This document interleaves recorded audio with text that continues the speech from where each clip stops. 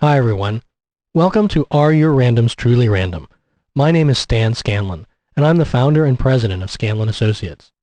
Our company has created the DrugPak software suite.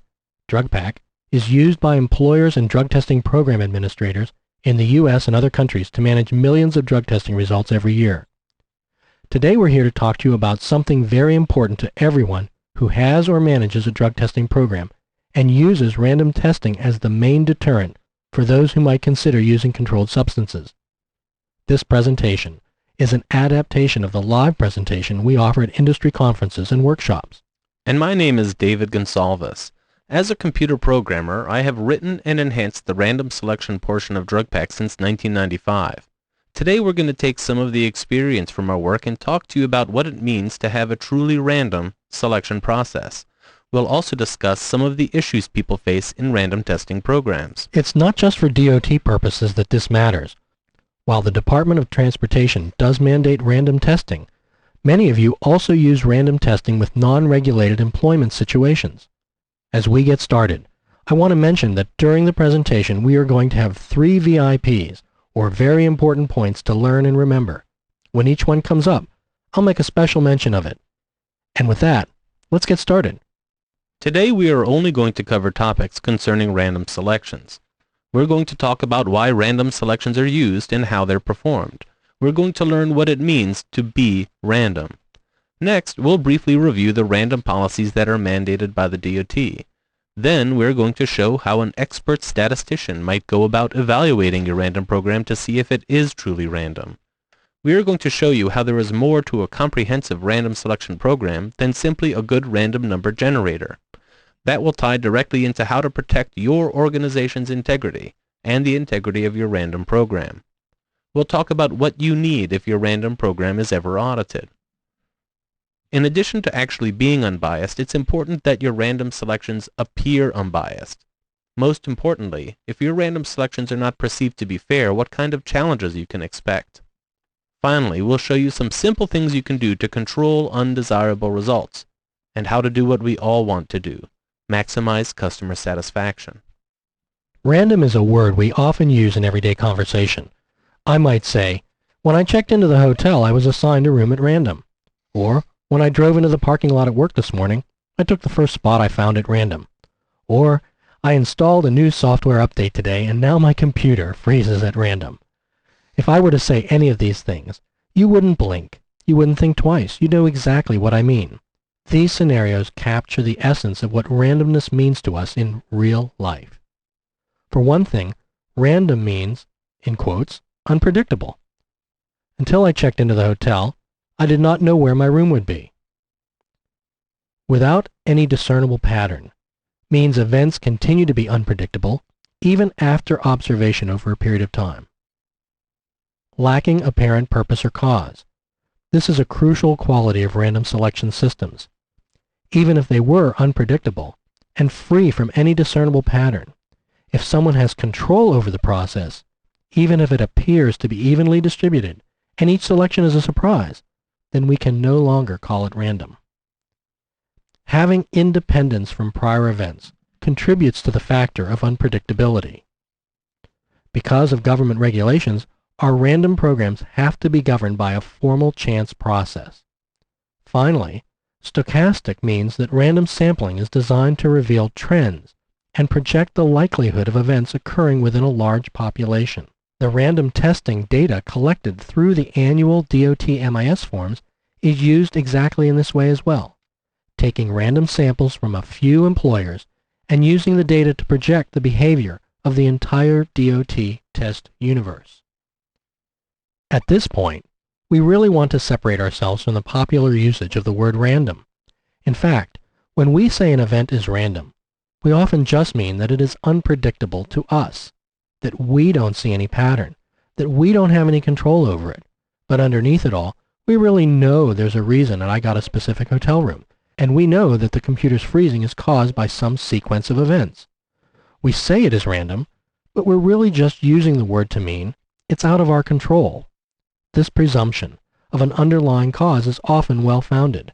However, even when events are truly random, unpredictable, patternless, free from human control, independent from the past, and governed by a formal chance process, the suspicion of unrandomness, of order, symmetry, and even malicious intent remains. It's time now to make very important point number 1. What we have to do is decouple the word random from our common everyday definition. We have to realize that when we talk about random selections, we're using the mathematical definition, not the one we use in normal conversation.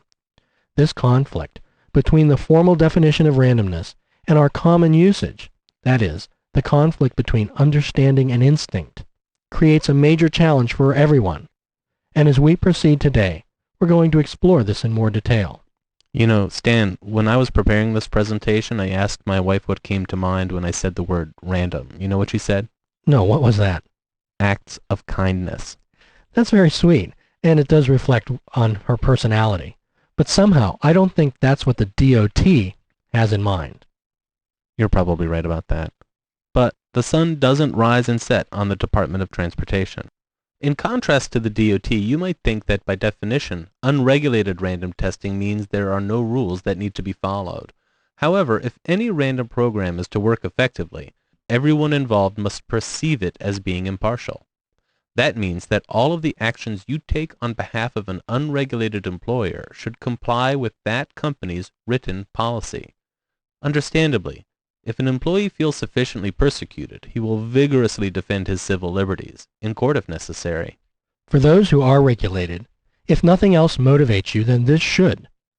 Failure to properly conduct the selection process for random testing is one of the few items specifically listed as appropriate grounds for starting a public interest exclusion proceeding. For the sake of time, we're going to assume that everyone who runs a DOT testing program is well versed in the regulations, so we'll just briefly touch on these items. Regulated employers, or their designated program administrators, can perform the actual random selections on behalf of DOT-covered clients. You can create consortia by combining together DOT-covered employees into a single pool. This can be done for multiple companies. If your consortium includes employees from different operating administrations, you must perform selections at the highest governing rate. You're not permitted to perform random selections from a pool of employees who have been identified by a substance abuse professional or SAP for follow-up testing. Here's an important point. If you perform a selection that combines both DOT and non-DOT employees, you may not report any of those tests as DOT tests. Finally, although we will be talking about using alternates, don't employ alternates for FAA random selections. There are, of course, many other regulations that govern DOT random selection programs, but we're only going to focus on those that concern themselves with randomness and the selection process itself. If you're not concerned about DOT random selections, bear with us for just a minute. The theories and rules we talk about next will apply to non-regulated programs as well, and Dave is going to start. So what does random mean to the DOT? Although each administration has the right to determine its own requirements, most of them have adopted the exact same language. The key concept here is that you need to have a scientifically valid method, where each covered employee shall have an equal chance of being selected each time selections are made. Now the FRA, as usual, is marching to the beat of its own drummer. Here, however, the FRA is to be commended. They have provided robust language that eloquently summarizes what's on everyone's mind. Objective, neutral criteria must be used to ensure that every employee has a substantially equal chance of being selected. Also, the process must be verifiable, and no selection can be made at the employer's discretion. Believe it or not, despite the clear language of these rules, several times per year we get calls from program administrators and employers asking one of two questions about random selections. The first takes the form of, how can we get John Smith to be randomly selected for the next test? And just as popular is the second question, how can we keep John Smith from being randomly selected next time? Of course, complying with either of these requests would jeopardize the integrity of the random selection process and cast serious doubts over their entire testing program. There are some other gems tucked away in the register. This first one, courtesy of the FMCSA, touches on one of the key principles of an effective random testing program. a principle that is often overlooked by everyone involved, and that is the subject's perception of randomness. You are obligated to ensure that to the maximum extent practicable, that everyone perceives that there is a possibility that they could be tested at any time when they are on duty. And this section from the FTA makes it imperative to extend randomness beyond the selection process throughout the implementation. Testing must be unannounced and unpredictable, reasonably spread throughout the entire year, conducted at all times of the day. These are great principles that would be a valuable addition to any testing policy. So this is the point in our live presentation that I go down into the audience. We use a common source of randomness, in this case a shiny new dollar coin, and we perform our famous coin tossing experiment. We ask a group of 8 volunteers to one at a time flip their coin. Heads means the person is a winner, and they don't flip again.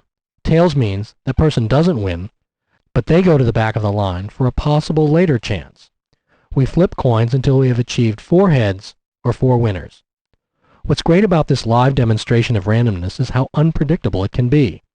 Sometimes we'll get 4 heads in the first 5 tosses. At the other extreme, we can get so many tails that it takes nearly 20 tosses to generate just 4 heads. The point that is easy to illustrate is that even a simple sequence of coin tosses rarely occurs the way we expect, such as heads, then tails, then heads, then tails, etc. When we're done, we quickly review some of the characteristics of our live experiment. Were the winners selected by using a random method? The coins were fair. Was the selection unannounced and unpredictable? It's usually a surprise to everyone in the audience. Can everything we did be verified? There are usually plenty of witnesses. Sometimes we videotape. Did everyone in the pool have an equal chance of being selected? The answer here is no, as I biased the selection by choosing the order as to when each person would flip their coin. Also, once we had chosen our 4 winners, we stopped. Depending on the coin toss, some people never had a chance, and others are exposed to repeated chances of being chosen. What we show through this demonstration is that it's possible to implement a random selection program with a valid source of randomness, but the method of implementation can still introduce bias. Hold on to that thought because we'll come back to it. But first, let's take a closer look at some different sources of randomness. As it turns out, most mechanical random number generators, such as coins, bingo cages, card shufflers, and dice, are not really fit for formal random selection purposes. They all suffer from one or more flaws. They can be difficult to verify, inflexible in their applications, time-consuming to operate, difficult to calibrate, easy to subvert, and even expensive. On the other side of the spectrum is what we call true randomness. We can find true randomness in natural processes, such as the decay of nuclear isotopes, registering as clicks on a Geiger counter, the atmospheric noise that creates radiostatic, even Brownian motion, which is the random motion of molecules in a gas or liquid, such as the bubbles in a lava lamp. There's no question that these sources are a bit esoteric, especially if you're not a NASA scientist or someone deeply involved in these fields. And how much faith would be instilled in a drug testing program if a lava lamp was used as a random number generator? Since we cannot use these sources, what can the rest of us do to find a source of randomness? Well, it turns out that there is something that can very closely mimic randomness. It's called a pseudo-random number generator. It's pseudo because it uses mathematics to generate a sequence of numbers that approximate the properties of random numbers. It isn't a real source of randomness, but simulates randomness so well that the output can be indistinguishable from the real thing. There are a lot of these pseudo-random number generators in existence, particularly in computer programs. The most common class of pseudo-random number generator is the linear congruential algorithm, which in English means a math process that produces a sequence of numbers. Some algorithms, such as the Mersenne twister, are faster than others and have larger periods, and some are better at simulating true randomness, but most have been around for decades and are well proven. A special class of pseudo-random number generators uses sources of entropy within the computer itself, as well as human input, to further randomize the output. These include internal memory states, as well as the number of milliseconds between mouse movements or keyboard strikes, or digital noise from within a semiconductor. But how can we tell if a pseudo-random number generator is random enough for our purposes? A lot of it has to do with people's attitudes and expectations. Everyone is familiar with the Dilbert cartoon series by Scott Adams. Certainly geeks and geek wannabes know who Dilbert is. Here we have Dilbert taking a tour of the accounting department. The accounting troll. Over here we've got our random number generator. 9, 9, 9, 9, 9, 9. Dilbert says, "Are you sure that's random?" Troll says, "That's the problem with randomness. You can never be sure." And thus we have a commentary on how the results of randomness often challenge our expectations. Humans have been interested in probability for a long time, and through the ages we have developed complex ways of analyzing and conveying the likelihood of an event, verbally, numerically, and symbolically. Today, this terminology is described either as probability or odds. Probability has evolved in such a way that it can be used in mathematical calculations, whereas odds are constructed so as to calculate the payoff of a winning gamble. What are the odds or probability that a national holiday will fall on a Monday or Friday, thus giving everyone a long weekend? In mathematical terms, probability always lies between 0 and 1, where impossible is 0 and guaranteed is 1. So the probability of a national holiday falling on a Monday or Friday is 2 and 7, or 2/7, or 28.6%. In odds terminology, it's always a ratio of probabilities. It's used in bookmaking and the expression varies by location. 5 to 2 against, or 5 to 2, or 2 to 5. Therefore, for the purposes of this presentation, we'll be expressing probability in mathematical terms. So let's go back to our coin flipping example. What was the probability that the first 4 participants would have won the selection? Well, it just so happens that the probability is 6.25%, or 1 in 16. Okay, now what was the probability that the sequence could have been heads, tails, heads, tails? If you flip a fair coin 4 times in a row, there is a fixed number of possible outcomes, and each of these has an equal chance, 1 in 16, of occurring. Here they are, all 16 possible outcomes to flipping a fair coin 4 times. And here are some interesting statistics. Although each unique sequence of flips has the same probability, when you look at the sum result of the flips, ignoring the sequence, other probabilities emerge. The probability of getting at least 3 heads on your sequence of 4 flips is 5 in 16, or 31.25%. The probability of getting 2 heads or tails is a little more, 37.5%. A run of 3 in a row also has a probability of 37.5%. Most interesting, given 4 flips, you have a better than even chance that you will get 3 or more of the same. I want to take a second to just make sure that everyone understands this concept. We have 64 coins, 16 flips of 4 coins each. Out of the 64, it's 32 heads, 32 tails. But the probability of getting 2 heads or 2 tails in any of the 4 coin tosses is only 37.5%. Most of the time, 3 or more of the same will occur. As you can see from a simple coin toss, you can definitely expect a surprising number of repeat selections. A true random program is going to have repeats because there is no memory of past events. That is, no memory of past selections. That's where all this comes back to random drug testing. Employers and participants detest and resent repeat selections. Blood pressures rise, and customer confidence is decreased. How can we address these challenges? Perhaps the most important thing to remember is that repeat selections are the heart of the deterrent factor in a successful random testing program. No one can be allowed to think they are safe after they've been tested. In fact, the very real risk of repeat selection is one of the reasons that random selection policy is designed the way it is. If repeat selections were undesirable, then you would only be required to have 1 selection every year. But how do you know when repeat selections are normal random occurrences versus a flawed random selection algorithm? The answer is that the occurrence of repeat selections is governed by the laws of statistical probability. Let's go through a series of selections to demonstrate how repeat selections will tend to occur. we'll be using a 50% selection rate to emphasize the principles at work. When our first selection begins, no one has been selected. Half of the pool is selected for the first time. As we enter the second selection, half of the pool has already been selected once.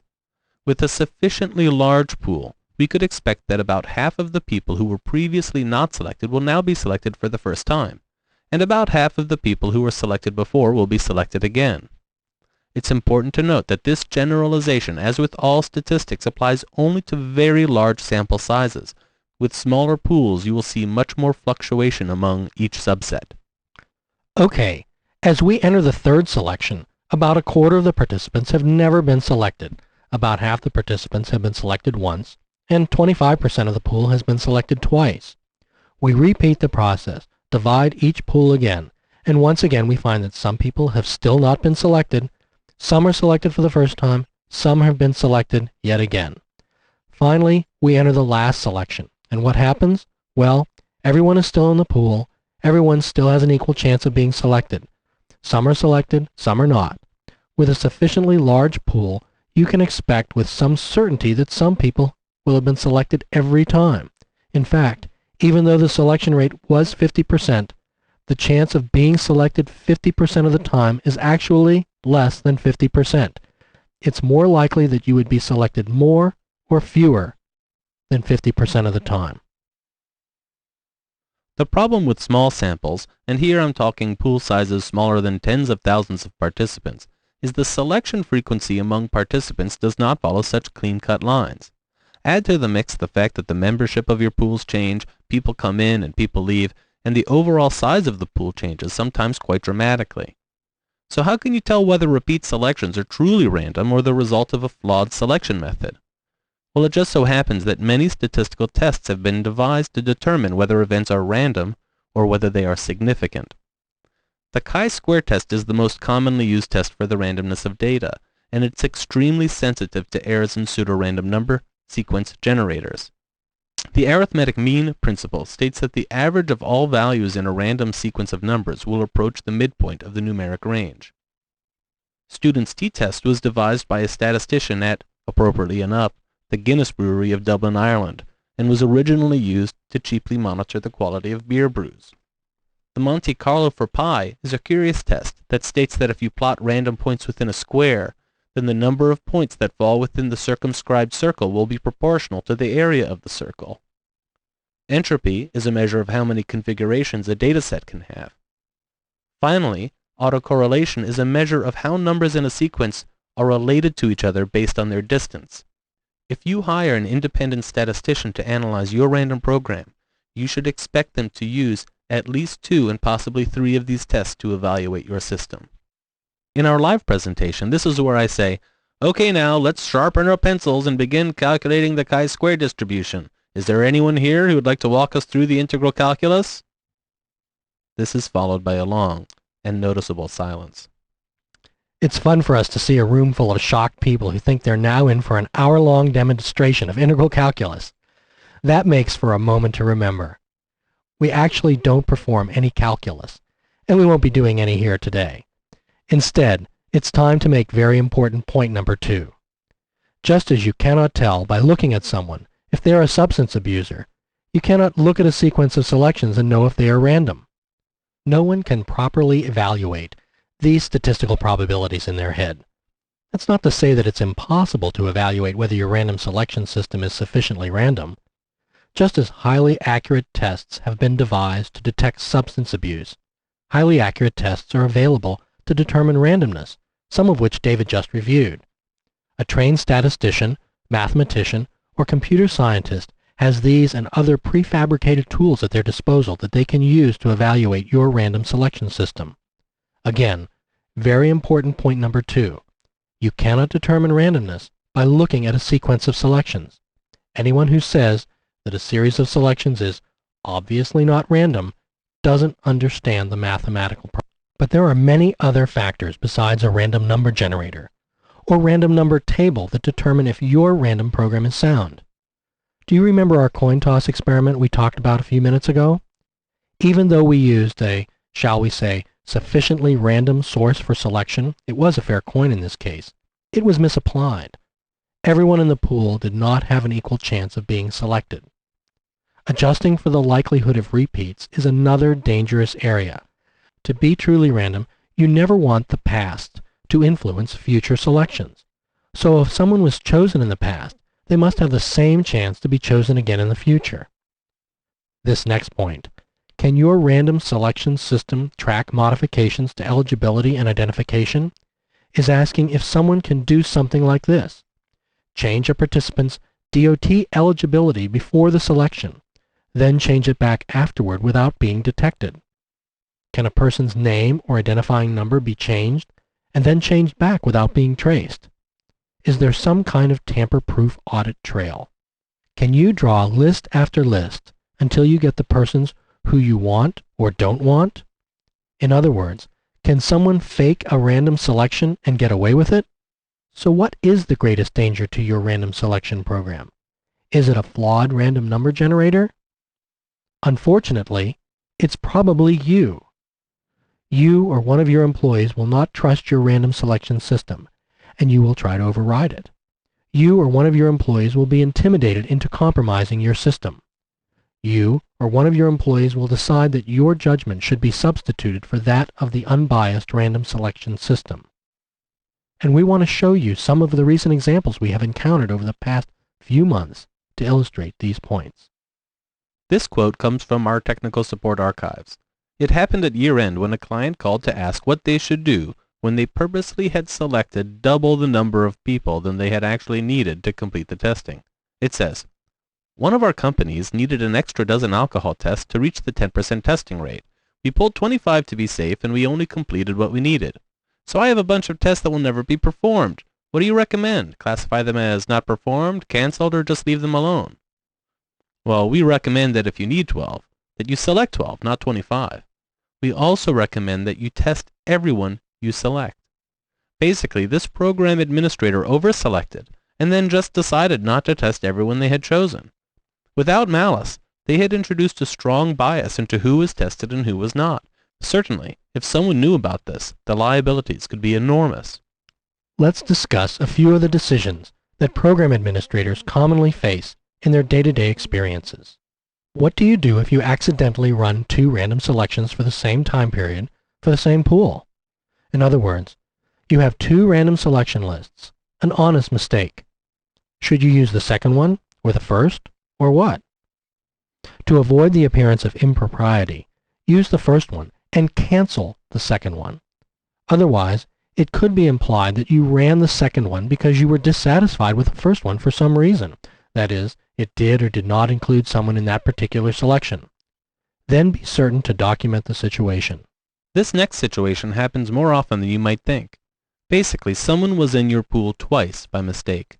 A transposed social security number is a very common reason, or a person with the same or similar name gets sent by mistake. For example, Tim Jones is in the pool twice, once with his real social and the second time with the transposed social. The transposed social entry is selected, but no one knows this. Tim reports and his specimen is collected. On the form, they record his correct social security number. When the result comes back from the lab, you try to match the social with someone who was selected, and you cannot. Your investigation shows that he was in the pool twice, and the wrong entry was selected. What happens to this result? Tim Jones, in effect, was twice as likely to be selected as everyone else. Do you invalidate his selection? Do you report it anyway? Ultimately, you need to consult the governing policy. If this is a DOT test, talk to the appropriate DOT administrations. You may get different answers. If it's a non-mandated test, you should consult the employer's written policy. To make life easier, you have grouped similar employers into a consortium for random selections. But there may be an employer who doesn't cooperate and says that he needs to have his employees excused, or he simply refuses to send them in for testing in a timely manner. This is going to wreak havoc on all the numbers, and the random selections are going to get out of whack for everyone in the consortium.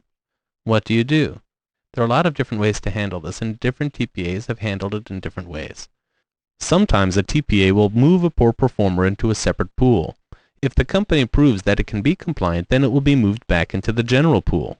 Ultimately, if the company continues to fail to comply, DOT advisors indicate that you must stop doing business with that company. Complaints of repeat selections. A lot. and I mean a lot of program administrators face this situation.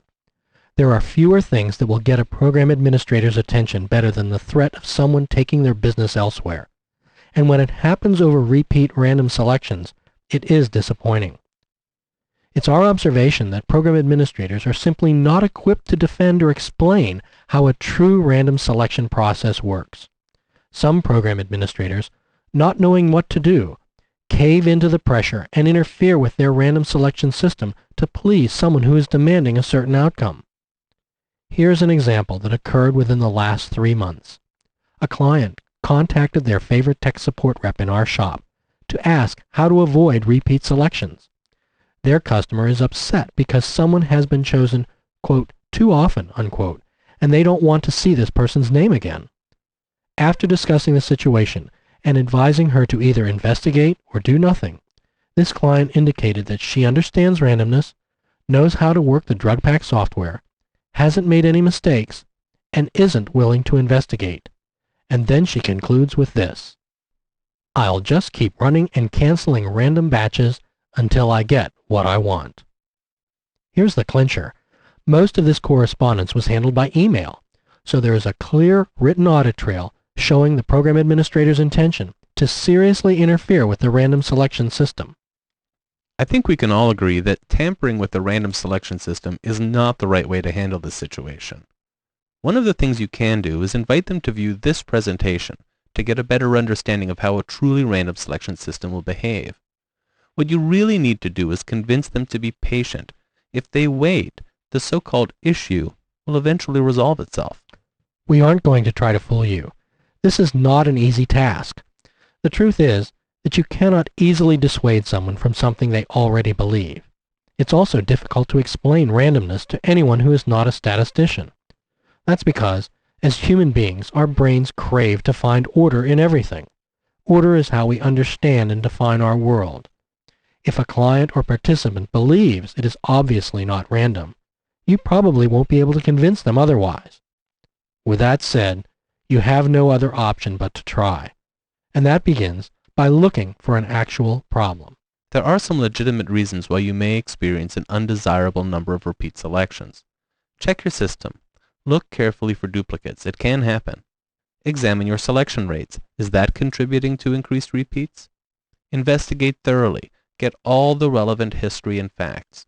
Once you have the information, discard the irrelevant facts. Remember, you should rely on your controlled investigation. If you are a program administrator, don't let your customer's gut instincts of what's obviously not random shake your confidence. Your customers are already convinced that the system isn't random, and they will pull out all the stops to try to convince you too. Program administrators need to be aware that most arguments are based in one or more logical fallacies combined with basic misconceptions about randomness. You need to learn about these so that you can recognize them when they are made to you. It isn't easy. However, we're here to help, and we're going to begin by discussing the gambler's fallacy. The gambler's fallacy is the belief that a streak affects the likelihood of subsequent events. The streak can be perceived in the occurrence or non-occurrence of an event. The fallacy arises in believing that probability of a series of events prior to the first event impacts the likelihood of a single event following a series. The gambler's fallacy can be more easily illustrated by considering the repeated toss of a coin. We can extend this out to 5 coin tosses where, before the first event starts, there are 32 distinct known possible outcomes, and the probability of all 5 heads, being one of them, is 1 in 32. Now fast forward and suppose that we have just tossed 4 heads in a row. A believer in the gambler's fallacy might say, "We're on a hot streak. Heads is a sure bet." Or he could say, "The odds are definitely against more heads. Bet on tails."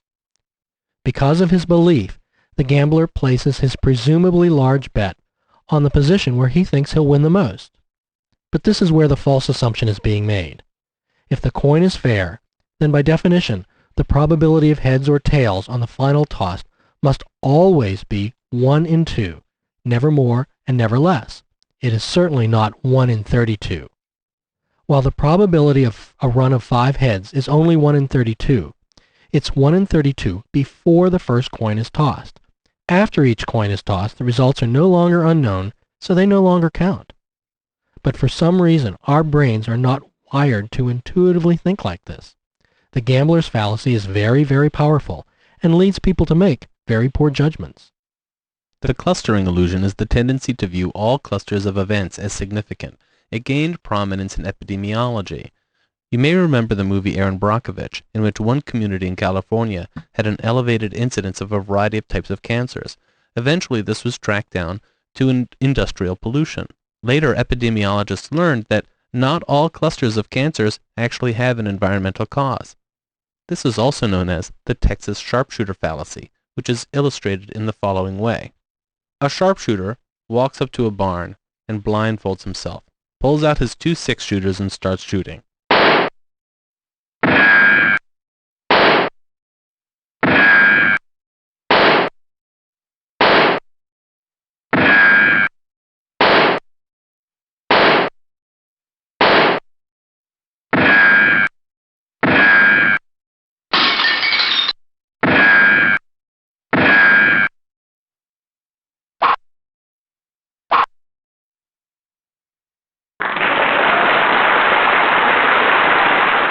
After these shots are randomly sprinkled around the landscape, he walks up to the barn, takes off his blindfold, and draws a bullseye around the bullets. Looks pretty good now, doesn't it? Another argument you might hear is based on the false belief in the law of small numbers. This states that the properties of a large set of numbers, or in our case, random events, should be duplicated all the way through to any and all smaller subsets. Do you recall the slide with the 64 coin tosses? There were 16 sets of 4 coin tosses each. Altogether, there were 32 heads and 32 tails. This even distribution did not apply to all subsets of 4, as we saw an equal number of heads and tails only occurred 37.5% of the time. 62.5% of the time, there were 3 or more of a kind. Going with your intuition, in this case, the false belief in the law of small numbers can get you into trouble. So those were a few common logical fallacies that pertain expressly to randomness and statistics. However, there is no shortage of other logical fallacies that people will leverage, albeit honestly, in argument, and they will use these arguments to persuade you to lose faith in your own program. So now, under the watchful eye of Socrates, we're going to cover some of the other ways in which they will do it. The first one is called affirming the consequent. This fallacy takes the form, if A is true, then B will happen. B happened, therefore A is true. This is illustrated in the following example. First, if I were more likely to be selected than other people, then I would be selected more often than other people. Second, I was selected more often than other people. Third, I am more likely to be selected than other people. The fault here lies in the assumption that A is the only cause of B. Correlation implies causation. This fallacy takes the form, A and B always occur together, therefore A causes B. In terms of random selections, this argument can be made, and actually has been made. I have been selected every January for 3 years in a row. Therefore, there is something about January that gets me selected. Confirmation bias takes the form where the proponent ignores facts that do not agree with the presumption, and focuses only on the facts that support his view. For example, I was selected 3 times every year for the past 3 Januaries. But the person not so cleverly leaves out the fact that they were not selected for any of the other 33 monthly selections during that period. The availability heuristic, on the other hand, is not so much a fallacious argument as it is a psychological tendency. Studies show that when a person is asked to imagine an outcome, he tends to immediately view it as more likely than a person who was not asked to imagine the specific outcome. This becomes an issue with repeat selections because once a person is selected, their awareness of the possibility of selection becomes enhanced. With each subsequent selection, this sensitivity increases, and their perception of the overall likelihood of selection grows disproportionately large. And finally, there is the regression fallacy. The regression fallacy just adds insult to injury. This logical flaw is to make predictions that expect exceptional results to continue as if they were average. People are most likely to take action when variance is at its peak. Then, after results become more normal, they believe that their action was the cause of the change. The example within random selections would be, first John Smith was selected 3 times in a row. Then, the employer complained about repeat selections. Now, the program administrator took no action, but John Smith is not selected in the next random. And finally, the employer concludes that his complaint was effective. Well, believe it or not, despite all the things you cannot and should not control about your random selections, there are some things you can legitimately do to help minimize the number of issues that may arise. The first is to reduce your selection rate to the minimum. If you are required to test at an annual rate of 50%, then don't test at 60%. You are just over-testing. Reduce your frequency. If someone asks you to perform random selections weekly or monthly, I would suggest you vigorously try to talk them out of it. Monthly draws are going to subject people to being selected up to 12 times per year, while quarterly draws mean a maximum of 4 repeats per year. Use the argument that once a high number of repeats start, it will demoralize employees and reduce the credibility of the random program. Another benefit to reducing frequency is the spreading out of the draws over time. This gives the program administrator more time to get the employee rosters accurate. This will further reduce the necessity to have a make-up selection that exposes everyone to another opportunity for a repeat. It will also reduce your need for alternates. Remove poor performers from your random consortiums and put them into pools of their own. And again, counsel employers and participants and manage their expectations. Don't let them dictate impossible terms.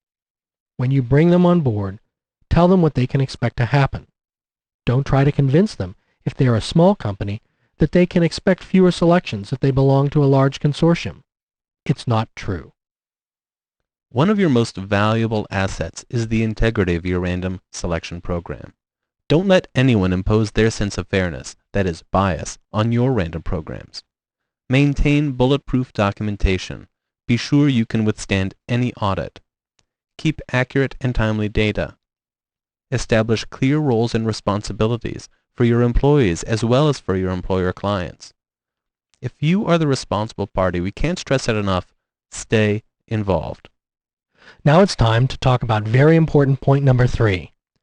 Remember, very important point number 1 was we're going to revise our definitions of the word random and use the mathematical definition, not our everyday definition. Very important point number 2 was that only an expert using the proper tools can determine randomness in a random selection system. And very important point number 3 is stay involved. Recognize when someone is attempting to interfere with the random process. If they succeed, they may jeopardize your programs and possibly the integrity of your business. Your random selection program has many moving parts, and they all need to work together to keep things running smoothly. You need to have a source of sufficiently random numbers. You need to have a valid and compliant selection methodology. You have to observe best practices in your daily operations. You have to have thorough record keeping, sound data, and perhaps most importantly, cooperative clients. Random numbers themselves are only a small part of an effective and compliant random drug and alcohol testing program. Remember, let the governing policy be your guide. Minimize repeat selections by reducing selection frequency and selection rates. Just as a qualified MRO is used to determine if someone is a substance abuser, a qualified statistician is the only person who can evaluate your random selection system through controlled experiments. Manage customer expectations through education. Perform thorough and systematic investigation of complaints. Look at the big picture. Be impeccable. Resist the temptation to manipulate outcomes. To conclude our presentation on randomness, statistics, and probability, here are some quotes that we came across during our research for this presentation. We'll leave these up for you to consider. Thank you very much for your attention. We hope you learned something useful from our presentation and enjoyed it as well.